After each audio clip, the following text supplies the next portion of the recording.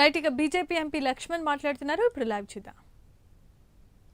మొత్తం 5 high speed railway 5 లేదా 7 railway lines వేస్తే అందులో 3 తెలంగాణ ప్రాంతానికి, Hyderabad to Pune, Hyderabad to Chennai, Hyderabad to Bengaluru.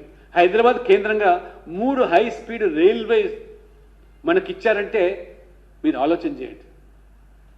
నేను ప్రతిసారి చెబుతూ ఉంటాను, మెదక్ నుంచి ప్రాతినిధ్యం వహించినటువంటి ప్రధానమంత్రి ఇందిరాగాంధీ సైతం ఆ ప్రాంత ప్రజలకు ఒక కొత్త రైల్వే స్టేషన్ మెదక్ కానీ, సిద్దిపేట కానీ, కొమరవెల్లి కానీ ఇవ్వలేని దుస్థితి ఆ ప్రాంతం నుంచి ఎంపీగా గెలిచి ప్రధానమంత్రి అయినప్పటికీ ఇవ్వలేనిది ఇవాళ నరేంద్ర మోడీ గారు వచ్చిన తర్వాత ఇవాళ రాష్ట్రంలో మా ప్రభుత్వం లేకపోయినప్పటికీ కూడా ఆ ప్రాంత ప్రజల మేలు కోసం సిద్దిపేటకు railway station, Medak railway station, కొమరవెల్లికి రైల్వే స్టేషన్ కట్టించినటువంటి ఆ ఘనత ఖ్యాతి ఇవాళ నరేంద్ర మోడీ గారికి. ఈ రకంగా చెప్పుకుంటే పోతే చేంతాడవుతుంది. ఇవాళ RRR ఏదైతే ఇవాళ కేంద్ర ప్రభుత్వం మంజూరు చేసిందో 350 కిలోమీటర్లు మొత్తం కేంద్ర ప్రభుత్వం యొక్క నిధులతోనే ఈరోజు 20,000 కోట్ల నిధులతోని RRRకు కూడా ఇవాళ మంజూరు చేసిందంటే మరి రేవంత్ రెడ్డి గారు ఎవరిది వివక్షత?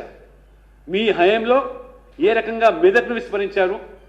మీ హయాంలో రామగుండం ఎరువుల కర్మాగారాన్ని మూతపడితే ఇవాళ మోదీ గారు వచ్చిన తర్వాత కేవలం తెలంగాణ ఆంధ్ర రైతులకే కాకుండా దక్షిణాది రైతులందరూ కూడా మేలు చేసేదానికి దానిని ఏ రకంగా 1,000 కోట్ల రూపాయలు వెచ్చించి తెప్పించారో ఇది మోదీ గారి యొక్క మార్పు. ఈ రకంగా మరి అభివృద్ధి విషయంలో చాలా చెప్పుకుంటూ పోతే డివల్యూషన్ గురించి మీరు మాట్లాడారు.